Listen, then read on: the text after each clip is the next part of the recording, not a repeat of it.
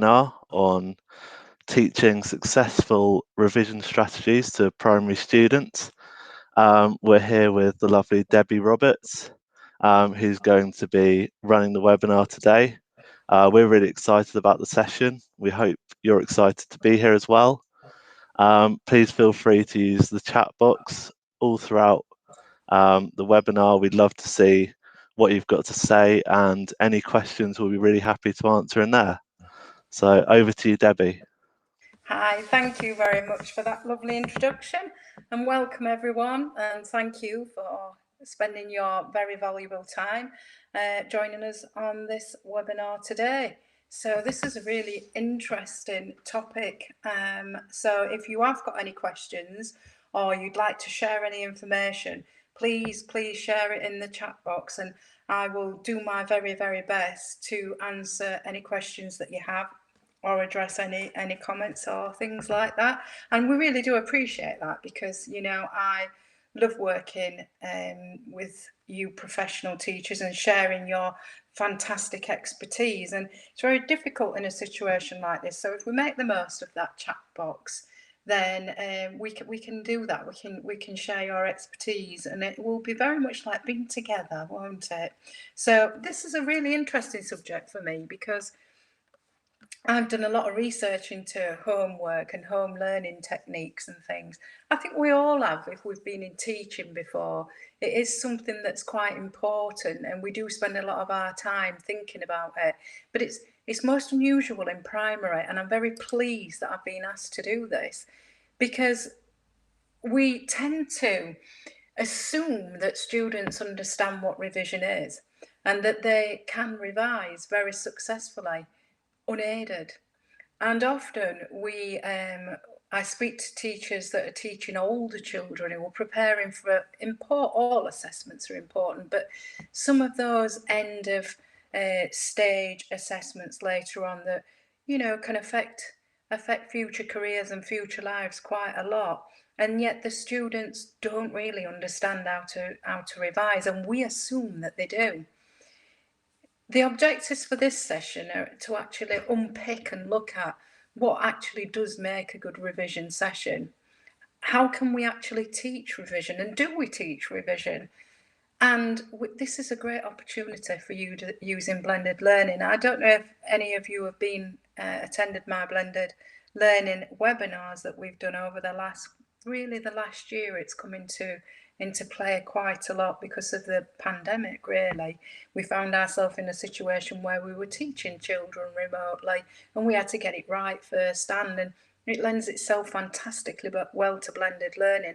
So I do make those links to blended learning quite a lot. And homework and revision, they all do lend themselves to blended learning. So if you have got some blended learning experience, you can apply it to these revision strategies and techniques. If we were together now in a training session as professionals, I would actually address this, and I would say to you, who taught you to revise?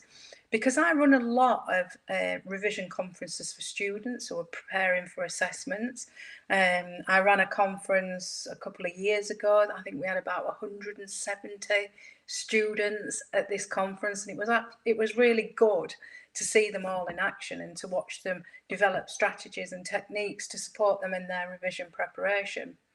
But I always ask teachers, students, anyone really who is involved in education, who taught them to revise?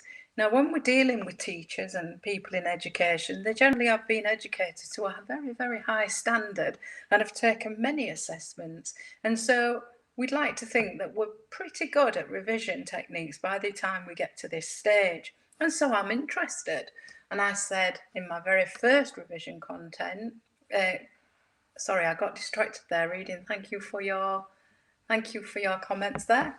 In the very first conference I ever did, you know what it's like when you're a little bit naive, and I just said to all the teachers, who taught you to revise? And they all sort of went, oh, gosh, now let me think. And over the years, what I've found is that the consensus of opinion is no one. No one taught me to revise.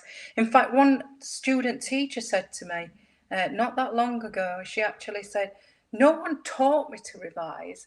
And I suppose when I reflect on it, the frustrating thing is that I was expected to know how to revise.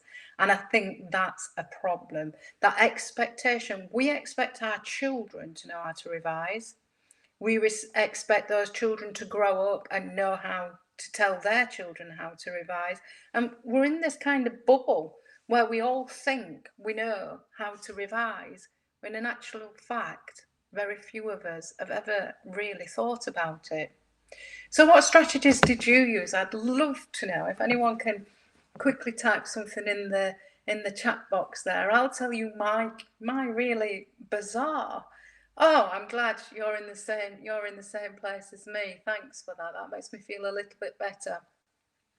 When I was revising a subject, I used to buy these really cheap pens, you know, the throwaway disposable pens, and I used to buy a specific make. I don't know where this came from, please don't judge me, but I used to buy this pen and I'd write on, you know, the A4 lined paper, and then I would consolidate that into a piece of A5 paper, and then I would consolidate it onto a revision card. Well, I was looking for revision cards for these sessions, and I actually found one that a student had made, and they're the ones that I'll focus on. But I actually found these, and these are my revision cards. And I knew in my mind that I was completely prepared for an exam if, when I stood in the queue to go into the exam room, my specially purchased pen was empty. I know, it's a bit ridiculous, but what that did was that gave me confidence. I walked in and I used to think, I am fully prepared. I am fully prepared for this exam. I have done everything that I can do. I can't do any more in order to prepare for this. And so you go in with that air of confidence. You know that you're fully prepared. And I think if we can only instill one message into our students, it is that you must feel totally prepared. And that doesn't matter what level that is. It's a personal thing that you feel confident because you're prepared. So what is this magical revision? What is it? Well, there are lots of strategies, but it all involves processing information. The more we process, the better chance we have of remembering, the better chance we have of recall. It orders our thinking. It pigeonholes and sorts out and classifies our knowledge. It's also an opportunity to check understanding, but let's not confuse that. It's an opportunity to check understanding. It is not an opportunity to relearn, and we'll look at that in a minute.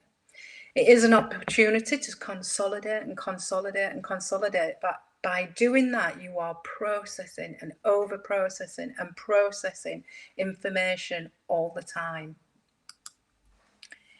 What revision isn't then? And this is mainly from a teaching and parental point of view. Teaching is not relearning. By the time we start our revision period, it's too late to relearn everything. It's not too late to unpick certain things that we're challenged by and to review it and reflect upon it and relearn little bits, but it's too late to relearn a subject. We need to be aiming for first-hand, first-class learning, and then start revision, revisiting, reflecting on that first class, first hand learning. Cramming information. Now I say that, I'll unpick that further. How many of you were the person who left their assignments until the last minute?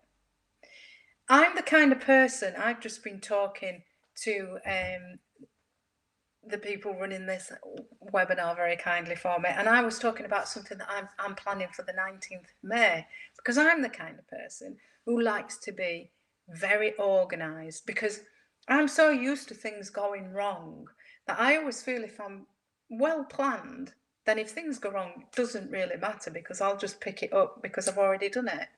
And I think that came from teaching. You know, I used to teach in a very busy school and I was always planned well in advance, just in case something went wrong. But if you're the kind of person who doesn't work like that and you wait until the last minute, cramming actually works. It does. The research tells us that cramming can be highly effective for some people. For others, it puts us under intense pressure, which creates anxiety.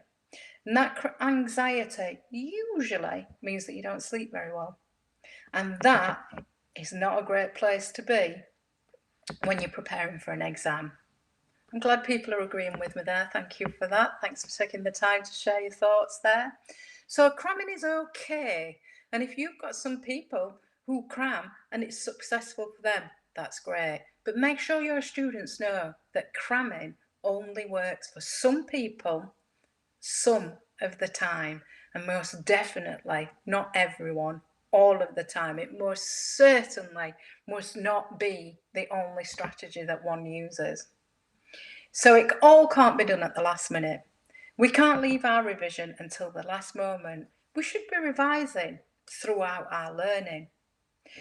The most important thing that research tells us about the success of revision is to get lots of sleep. People who rise, nearly the same word, means something different. People who rise early generally absorb information much more effectively. So people who get up early tend to absorb information very, very well early in the morning. I don't know the full research on this, but from my experience, what I would conduce from that is your short-term memory is not clogged up. You haven't got up and sort of rushed around. I'm late. Have I got everything? Is my bag packed? Oh my gosh. Have I missed the school bus? Am I getting to school? Which classroom am I in? Where's my timetable? If you're up and organised and you're up early, you tend to miss that. So you can not be too busy in your short-term memory, which means that it's easier to store things in the long-term memory, which is what we want when we're revising. We need to be recalling that information from our long-term memory and not clogging up short-term. As I said, someone's just said they crammed and they did really well. As I said, some people it's really effective, others it really isn't. It cannot be depended on all of the time for everything. But for some people, some of the time, it works really well. The research tells us that, and your evidence there, right there. What you need to establish early on, and you need to establish this with the children, it's really important that they know why they are revising. Is it for a test? Is it a big test that's, 35, 40, 45 minutes long? Or is it a short assessment? Is it a snappy assessment? Is it a subject-specific test? Is it an end of key stage test or an end of a session's learning? What's the test for? Who's the audience? Is it for the stakeholders, parents? Is it to communicate effectiveness of teaching, of learning? How much progress have we made? How many questions are we likely to be asked and what type of questions are they likely to be? This is all important information before we start on the revision process. We need to know why we're revising and we need to know what we're revising for. That's the key message, and that's right at the beginning. That actually could be at the beginning of a learning process. My message is always, don't leave it. Don't leave it until the exam season starts because everybody will want a part of you. Now, for younger children, we used to say there isn't an exam season. We come to an end of a teaching period and we assess our children. I'm afraid worldwide now assessment is becoming big, big, big. And we rely on assessment and we rely on the information that it gives us. So don't leave it. Do it now. Do it from the beginning. As you're learning, revisit. Get into that habit. If you start a new topic, go back to the last topic, review whilst you're learning the new content and the new information. Why? Because it trains your brain. It trains your brain to work in that way. It trains the person to be adaptable to different subject areas, and magically, it teaches children something that I think is powerful, and that is, oh right, we learnt about that in maths, and now we're using it in science. It's the same thing. Yes, it is. We don't have to learn it in compartments. We can learn cross-curricular. The skills we learn in inquiry-based learning, they're cross-curricular and the life skills. And so if we learn them in one subject, we can apply and adapt them in another subject. And I think they learn that as well. If they learn and they get used to this reflection, learn a bit, reflect, learn a bit, reflect. I was observing a lesson in a secondary school, and I remember thinking, gosh, that's really, really difficult. Because what they were actually learning about when I observed was the difference between animals and plant cells. And when I looked in the book, the last topic was electricity. And I thought, oh my gosh, really, is that right? And I was observing a trainee teacher, and I was reflecting throughout the lesson thinking, is that actually a good idea? I'm not sure if it's a good idea. There's a lot of misconception between a battery cell and a cell in a living organism. Is that a good idea? And actually it occurred to me, yes it is. Make that distinction from the word go. Don't learn it as being an animal cell, a plant cell, and then something completely different. Now we're doing about electrical cells. Learn it as you go. Yes, this is electricity. Yes, this is living things. But what's wrong with learning them together? And it actually was a big eye-opener for me. And so they were learning and going back. So they were learning the two different cells in completely different topic areas. It's very interesting. When we're doing these revision plans, we need to learn these from an early age. The earlier the better. Don't just throw it at people late on when they start revising for assessments and things. Learn it from an early age. Plan to pass. Prepare a revision plan. Prepare and help students to prepare a doable, manageable plan. And share the plan. Share the plan with the stakeholders. We are a team, and I will keep saying this over and over. We are a team. The student needs to be very comfortable and confident to know that this is a team effort. It's not the child against the world. It's the child working with their teacher, working with educators that they might work with in school, working with the people at home, working with parents, working with brothers or sisters, neighbours, friends. It's a joint team effort. Sharing the plan not only helps stakeholders and other people. So a parent or a carer might say, well, you really can't do that in week 4 because I don't know if you remember, I don't know, you're going to summer camp, you're going to soccer camp, anything that they might not have remembered or been completely aware of. And you can then support them in making a doable and manageable plan. And also, it's accountability. By sharing that plan, everyone knows that on Tuesday next week, you should be revising. And that's the beauty of sharing. It gives you that accountability. And that's not so that people can go, you should be revising, you shouldn't be playing football. That's so people can say, don't forget, you plan to revise that tomorrow. So why don't you do that today? And then tomorrow you could do that. Or why don't you swap them round on your plan? It's just giving them that support. We're not shouting at them and beating them into doing something. We're supporting them to be successful. So make sure it's realistic and that you're not planning to fail. The main thing as well is don't panic. Remind children to relax. The more stressed, the more anxious they become, the less information they will process. It is that simple. Anxiety is not conducive to good learning at all. Teacher anxiety, student anxiety will not help at all. I learnt something very, very powerful last week, and I'm a grown-up, I'm quite old, and I learnt something. And I learned I'd been working really, really long hours on some very big and very exciting projects. And I was working sort of 14, 15-hour days, seven days a week, sat in front of a computer screen. And I was literally forcing myself to wait, do another page, do another chapter, write another 1,000 words. And suddenly I was in pain. My hands hurt with typing all day. My back hurt with sitting in this position. And I physically could not do anymore. And I took myself off. And I actually took myself to another room and I laid down, which I never do. And within 10 minutes, I thought, actually, I feel okay. I feel fine. And I took myself back and I worked for another 4 hours. And I worked well for 4 hours. I worked really well for 4 hours. And it was the biggest revelation to me. It's not a break doing something else for 10 minutes. It's a break. It's cutting off. It's walking away. It's leaving your study area, leaving your books behind and just walking away.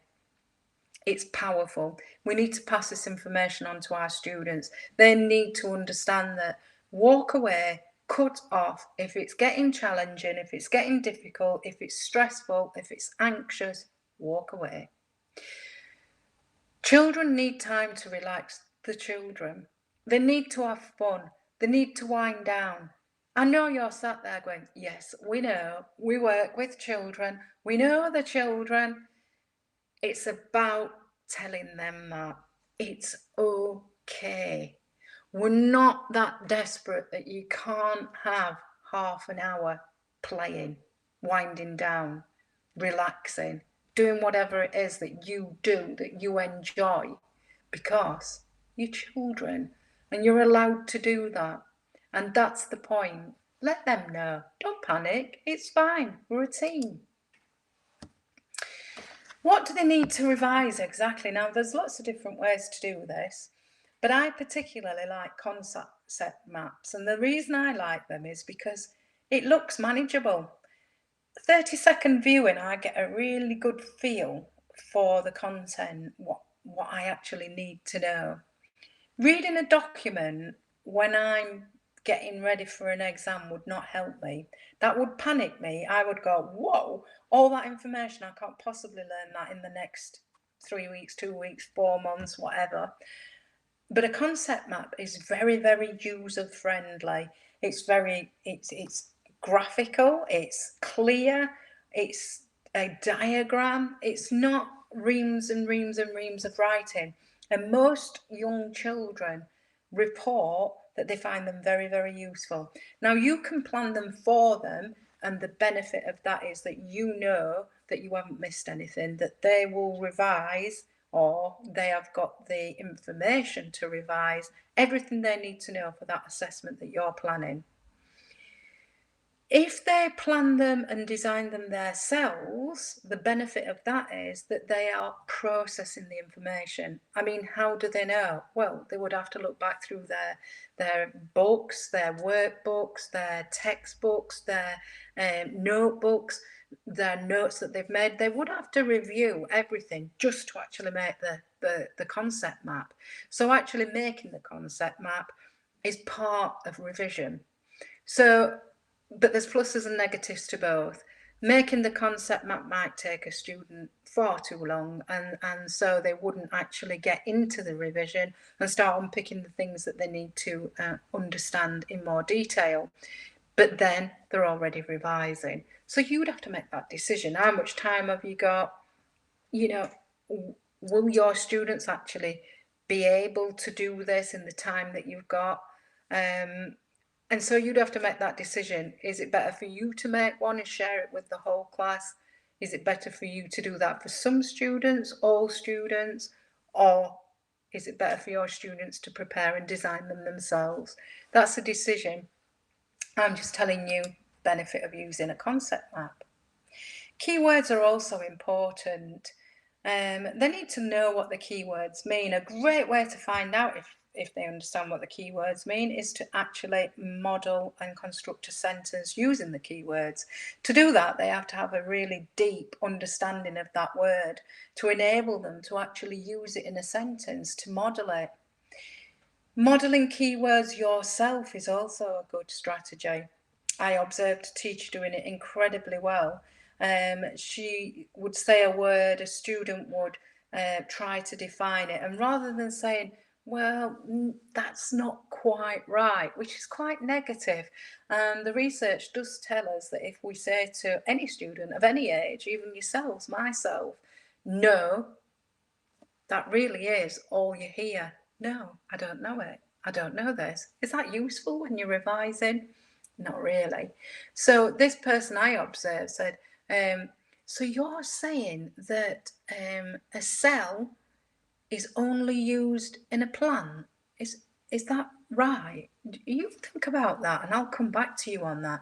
So can you see, rather than saying no, they were actually starting to use the information in an alternative sentence so they could decide if that was right or wrong. Using drawings to describe words also works really, really well. So if you've got a complex part of a complex vocabulary in whatever subject they're revising, and they're finding it challenging to actually remember what that word means or to define it, drawing pictures, sticking pictures, all work really, really well. Don't do what I did. I must try and find this one day and I'll share it with you. I set up some glossaries. I realised the value in students actually defining the words that they were using in a topic. And so we just got very inexpensive exercise books, notebooks, and we folded the pages so that we could knit A, B, C, D, E, and on it goes. And they wrote the words that they came across in their learning and then defined them. And I thought it was a really good way to do things. And then I learned something about the way that I taught. And I was looking through one of the students' glossaries, checking them. You must do that. And it said producer. And we obviously were doing about interdependence and food chains and food webs and all that kind of thing. And I thought, what? And I read it and it said, a person who is part of a team making TV programmes. And I thought, where's he got that from? A producer. Oh, right. TV producer. And he'd actually looked it up in a dictionary rather than defining it himself. And so the key point there is they must experience the word enough to be able to define it in their words, not in the dictionary's words, in their words. Otherwise, it can actually breed misconceptions. We need to educate our students and tell them that as well as all this learning and all this brain power, we need to feed our brain. We need to feed it. We need to eat well. We need good energy, high energy foods that will support them. Often students turn up for an assessment, they're nervous, they're anxious. The last thing they want to do is eat breakfast, eat lunch, and make sure they're hydrated. But actually, it's the best thing they can do. I always say to my students, a banana and a glass of water will support you a great deal in an exam, in an assessment. And so we need, who's telling them this? Well, it's us. They need to eat well, and they need to drink well, and they need to be prepared. We can use lots of resources so that they know what the facts are and the information that they actually do need. And I think looking at the learning objectives is great. These can be the objectives that are in the curriculum. Share it with them. We are part of a team. We are on this journey together. Share the objectives with students, the objectives that you're teaching to, the objectives that they're learning from. Lots of resources have a section that actually lists the objectives and the keywords for each topic area. They're really useful. If you've got access to these in whatever form, if it's electronic or you've got an ebook or you're using a textbook or you're using a curriculum, share it with the students and let them look at the topics that they need to understand and the learning objectives that they are going to be tested on. They'll be tested on these objectives, so they need to know what they mean. They need to know what the content is behind the objectives. What do they actually need to go back and look at? Which topic are they actually learning from? And so that is also a key thing, a part of revision. Revision cards. Now, I've already admitted my guilty secret when I'm revising. Revision cards. So there's my revision card again. Notice it's got a clip in the top, and the reason I used to do that is because I'd put one for whatever subject I was revising at the time. This was actually chemistry, and I would flick through and think, oh, I don't know what that means. Oh yeah, I do. It's oxygen. I don't know what that means. Oh yeah, I do. And so you're flicking through, you look at a diagram, and then you've got the brief information above that you can actually use to prove to yourself you know it, or to revise it, to revisit it, and just remember it, to process that information. When I was looking through for the revision resources to share with you for this session, I came across my son's. He was doing computing at the time, and I think this is about computing, I don't know, but you can see that he'd drawn a diagram that's obviously important to him, meaningful to him, and then he's written some notes, and then he's gone back when he's revising and he's used a highlighter pen, and he's also, I don't know who could have taught him to do that, but he's also done it as a flicker, so he can just flick through certain areas, so he's got everything together for that particular topic. I think he used to do that because I think he's a crammer also, and I think he used to divide it up so if this was tomorrow's assessment, then he'd got everything for that assessment in one place. Keynote on highlighters. Now, I always used to keep highlighters. I used to use highlighters all the time. I have got a picture somewhere of one of my students' pieces of work, and they'd highlighted everything. The whole thing was highlighted in pink and blue, which is not really useful, but there you go. There is some research that some colours of highlighter pen block the neurological pathways in memory, which is a bit alarming, really. So some of the research says that the bright green, the luminous green one, the one that we use probably most often, and the one that's yellow, like that luminous yellow, actually block neurological pathways for some people, and they've done quite a lot of research on it. And you know, here I've got this was given to me by a very, very, very prestigious educators worldwide, and there it is, the bright yellow highlighter in the end that actually blocks neurological pathways. Be mindful of that. You know, it doesn't do it for everyone, but be mindful. Use a different colour. If you're using a highlighter, try to use a different colour. Your students might not be, there might not be one student in there that it affects, but if there is, we'd rather know and avoid it. Also, underlining, circling, starring key information. There is also some research that tells us that students will then look back, and when they're revisiting, reviewing, revising, they might look back and all they'll see is those key words, and they won't join them together. It'll become quite abstract. And so though they might remember the key words or the key term, sat in an assessment, they can't actually use it. They can't actually take it to that question, link it to that answer, because they're seeing it as in abstract form, just abstract words or phrases. So be mindful of that as well, and use that sparingly and carefully. So revision cards are great. Students really enjoy them, but process. So they're going to look at all the information that they need. They are going to consolidate it, and we know they'll have to consolidate it to get it on that little card. And so how many times have they actually processed that information? And then they share it with their revision buddy. What do you think to my revision card? They read the revision card, they think about, they look back in their book, they look back in their notebook, and then they comment on that revision card. How many times have they processed that information? 2 people processed several times, and every time that information is processed, it's got more and more and more chance of ending up in the long-term memory, which is what revision is. We want to get it in there quickly. I make no excuse for being obsessed with post-it notes. I love post-it notes. Post-it notes of any description I think are wonderful. Now, if you want to consolidate that into that, you've processed that information yet again. And so we've got even more chance of getting it in there. Students enjoy using these. Most people do. I do. Although I will admit, because I'm very good at admitting my errors, one of the first revision sessions that I had, well, it wasn't a revision session actually, it was a CPD session in a very hot country, probably not too far away from where you are now. And the only wall that was free was a window. But you know, I'm from a very cold place in Yorkshire in the United Kingdom, and I'm not used to thinking about it being really hot.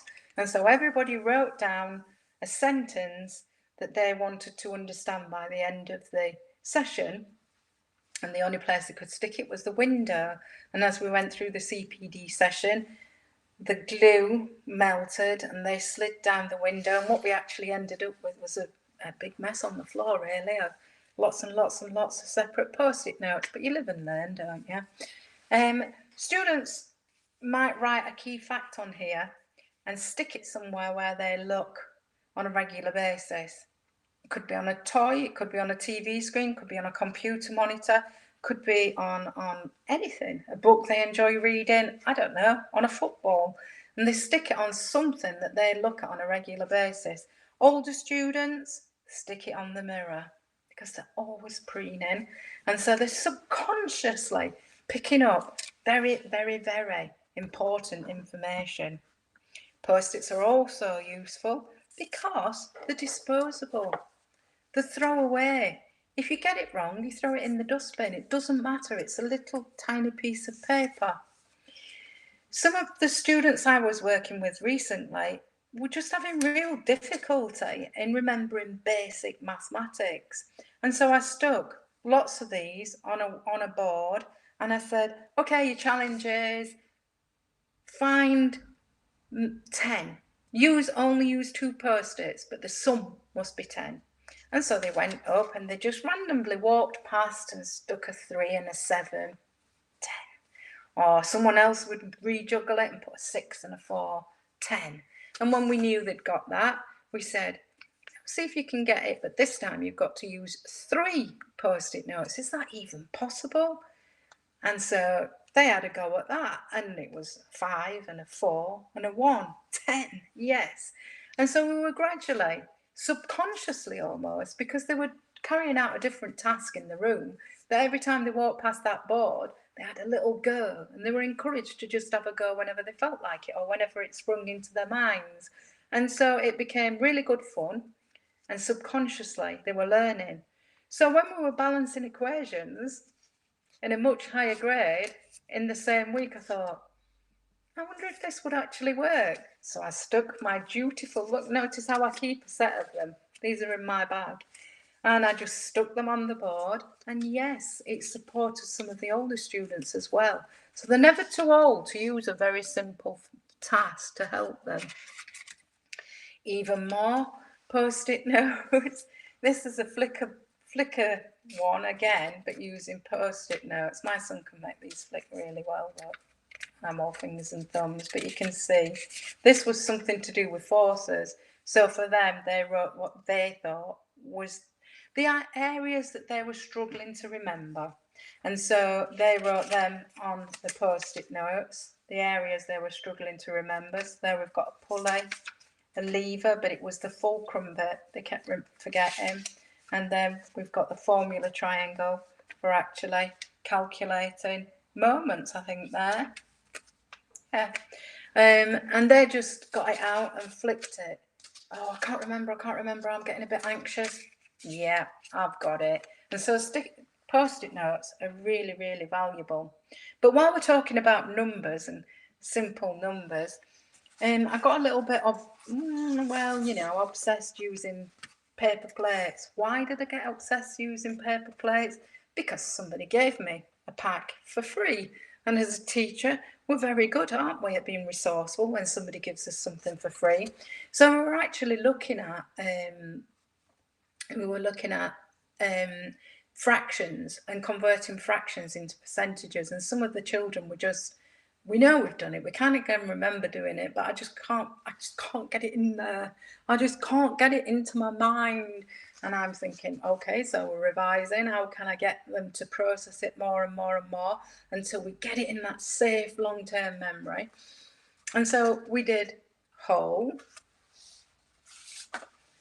half, 2 halves make a whole, and then a half is what's half of 100%? 50%. So we're supposed to write on the back 50%.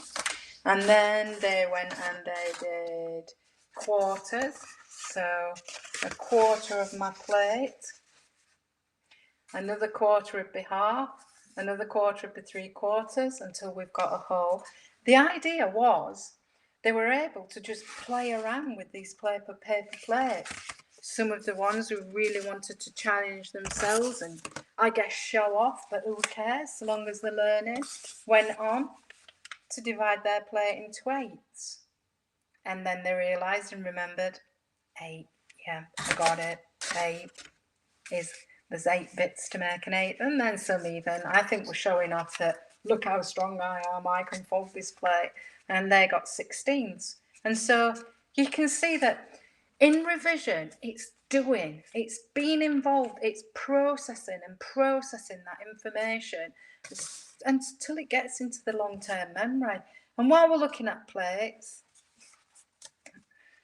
I was out in the garden in the nature area as primary school last Friday, and we were looking at plants and how you look after plants, and we moved on to flowering plants and what flowering plants need to survive. And so they made these revision plates that they then hung on a string in the classroom, and as the wind blew through the open window, with them being on elastic bands, they bounced about a bit, and you could see that the students occasionally would just look across.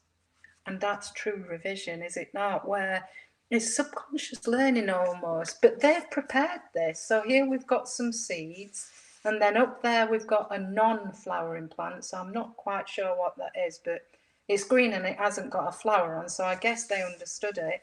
They've labelled the leaves here, and they've drawn the flower. More importantly, for what we were doing, they've drawn the soil and the seeds into the soil, and that's growing into this plant. But not all plants are flowering plants.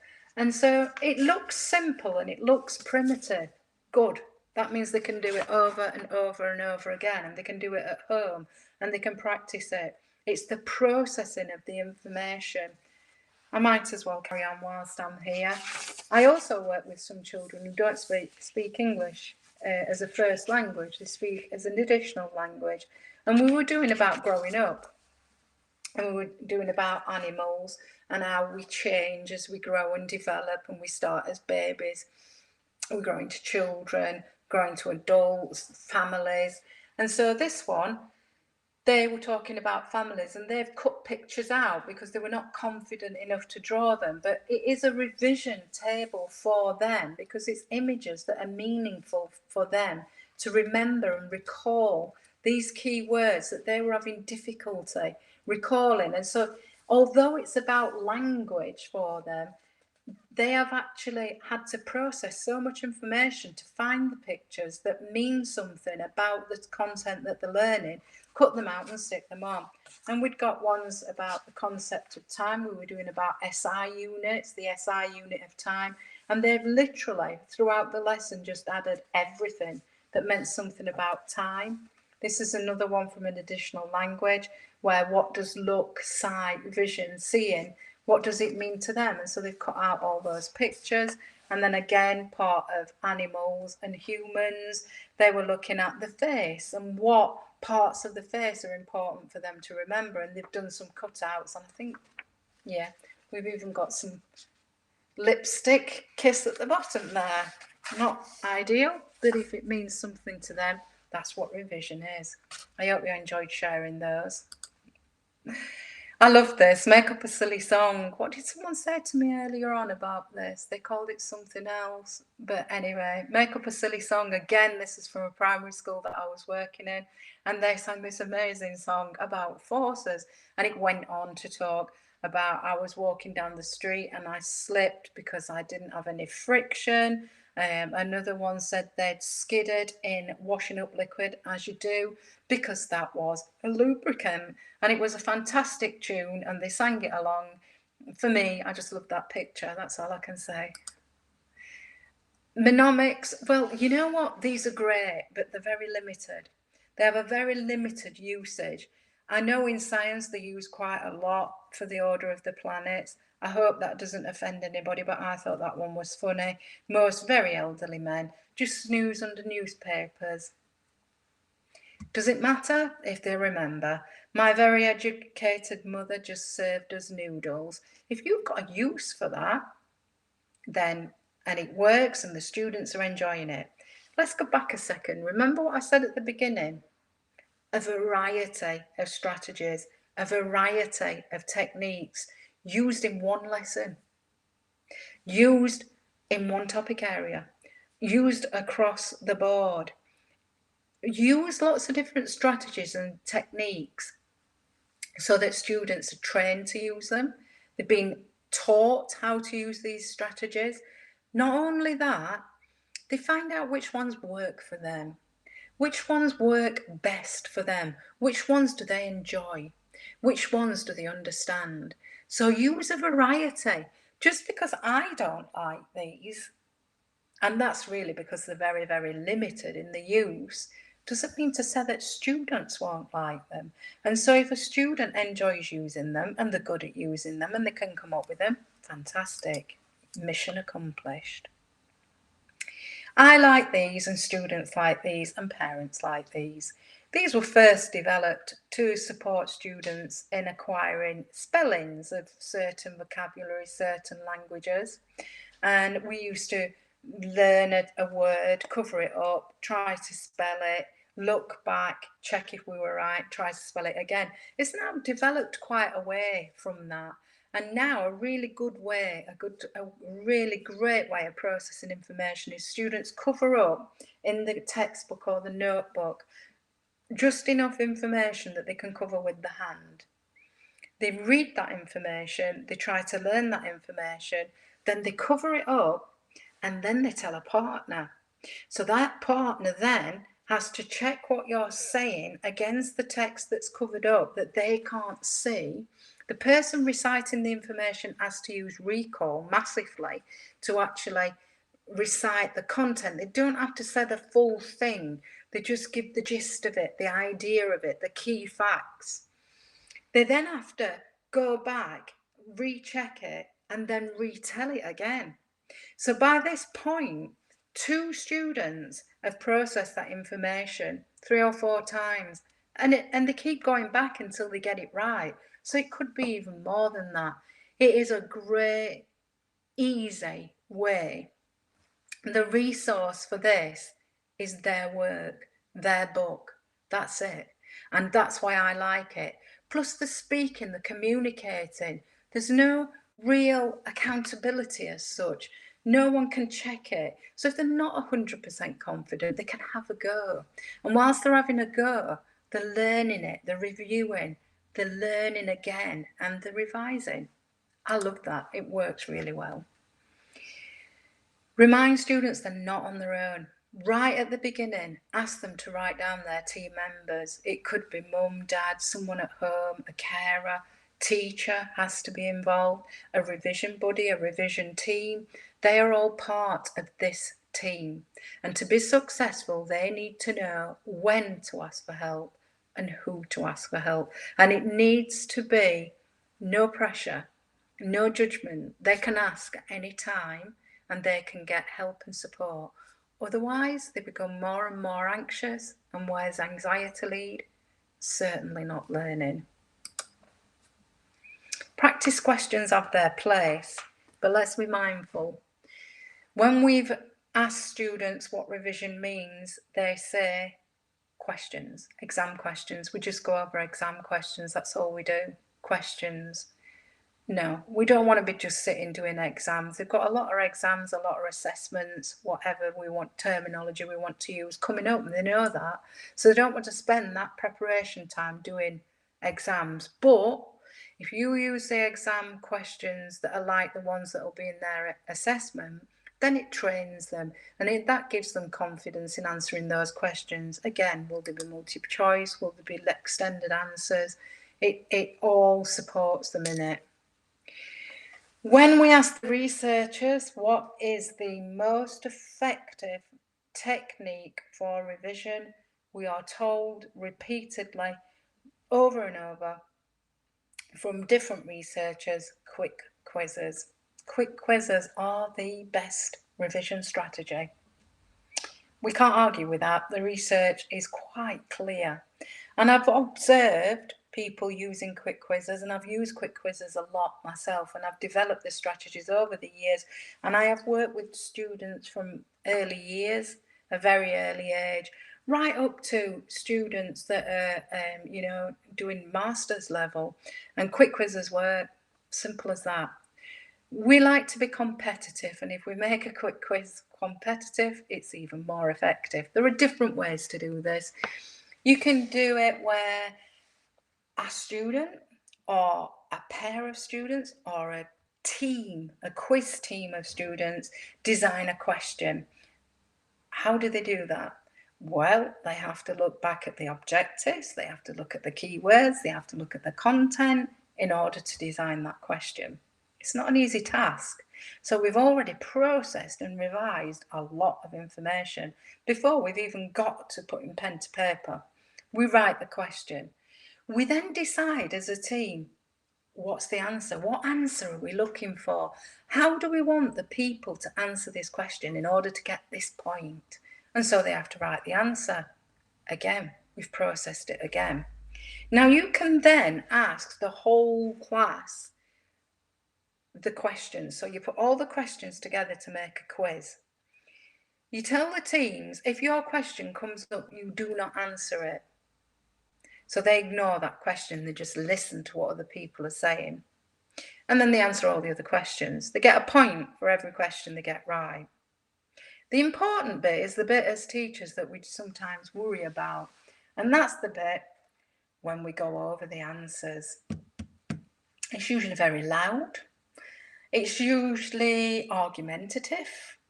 It's usually a huge debate. Well, I said, and I think for 1 mark, and for 1 mark, and you said, and they said, and lots of teachers try to hush that down. Remember, quiet learning is not always learning. Loud learning is sometimes very good learning. If they're arguing that point, can you see what they're actually doing? They're unpicking the question. They're using the content that they've learned that's stored in here to argue that point. And that's why quick quizzes are so effective. It's not necessarily the answering of the question. So if you actually wrote a quick quiz and you asked all the questions and you had all the answers prepared, that's good. That's great. But can you see how it can become beyond magical? It becomes powerful because they are actually thinking about all the information to write the question, thinking about all the information to write the answer, and then being involved. And that 1 mark that they've just had a massive argument about could make a huge difference in an assessment at any age. So quick quizzes, I cannot promote it enough. What do you do with all this information? So after we've reviewed it, we then go back, we look at the information. Remember, when a student has done a practice test or a practice question, the research tells us, I was shocked at this. I thought if I said to a student, did you do okay? They'd go, oh no, it was really difficult. I didn't do very well. The research tells us that actually they overinflate the marks. They actually think they've done better than they have. And so we need to be really careful. Don't take their word for it. Actually have a look and see if they really have done as well as they think they have. Keep upbeat. Be mindful. Whoa, fantastic, you've done fantastically well. Even if they've only got 3 right, well, that's 3 that you've got right, not 10 that you've got wrong. 3 that you've got right. It's early days. We're well planned. You've got a revision timetable. You know what you're doing. You've got a team of people around you who will support you and encourage you. You're not on your own. This is the start. See the difference from you've got 3 out of 10. You've got 9 out of 10. It's the praise and that upbeat, and I can do this. I'm brilliant. I am a mathematician. I can do this, and that's the message we need to give. Practice answering the questions. Remind students to look for those keywords that could be in capital letters. They could be underlined in italics. Tell them to look for those pointers in the right direction when they come to answering these exam questions. If there are multi-choice questions, make sure they read all of the answers. If they don't know, don't ignore it. Use the process of elimination. Eliminate the one that makes the least sense first and build up until, if you've got 2, use an educated guess. Don't leave it blank. Not all of us have multi-choice, I do know that, but they will do at some point in their life, so it's a good idea. How did you do? Remember top tips, if we're giving out marks in percentages, less than 40%, well, come on, you need to revise. We know that. So let's make a revision plan and let's address it. 41 to 80%, 80%, there's still room for improvement. Over 80%, there's still room for improvement. These are the more challenging questions we need to look at. We need to start synthesizing information so that they can apply it to new situations. Look for the key words, which, what, how. There's only one correct answer. Look at the graphs, look at the diagrams, read all of the question. Make sure you've looked at the graphs, you've looked at the diagrams that are actually related to that assessment, that question that they're working on.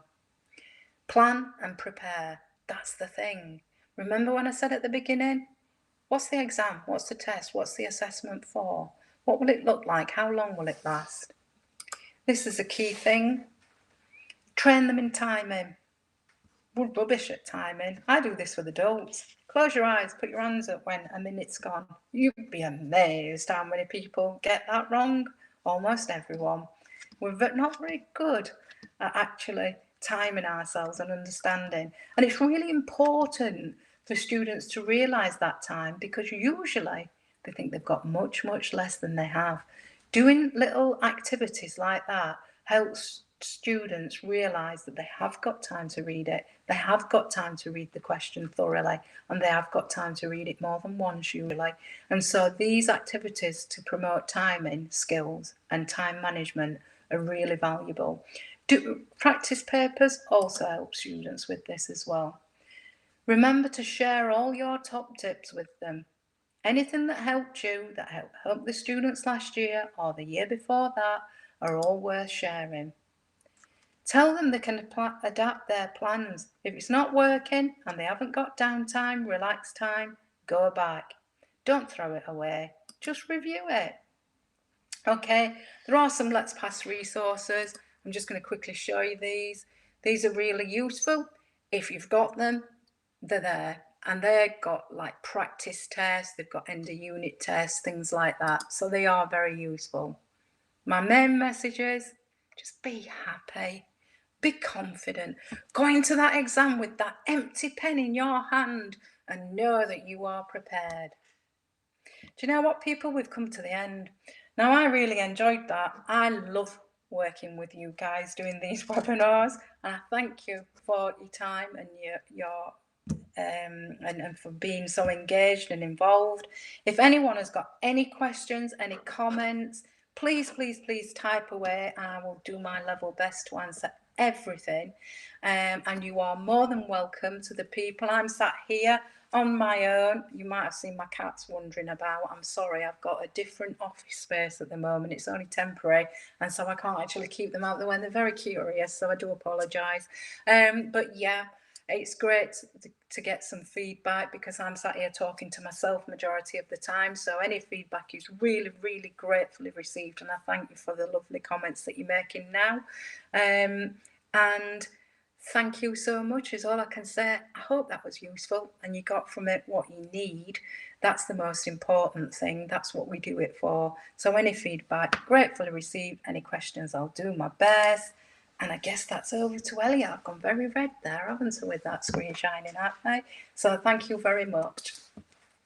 Thank you, Debbie. That was great. I know I really enjoyed it, and I'm sure everyone else has too. The comments coming in look that way. If anyone's got any more questions they've been saving up, or questions about the resources, all our contact details are on the screen now. So do feel free to reach out. And thank you everyone for joining. We really hope you've enjoyed yourselves. Thanks everyone. Bye, I guess. Bye everyone. Thanks.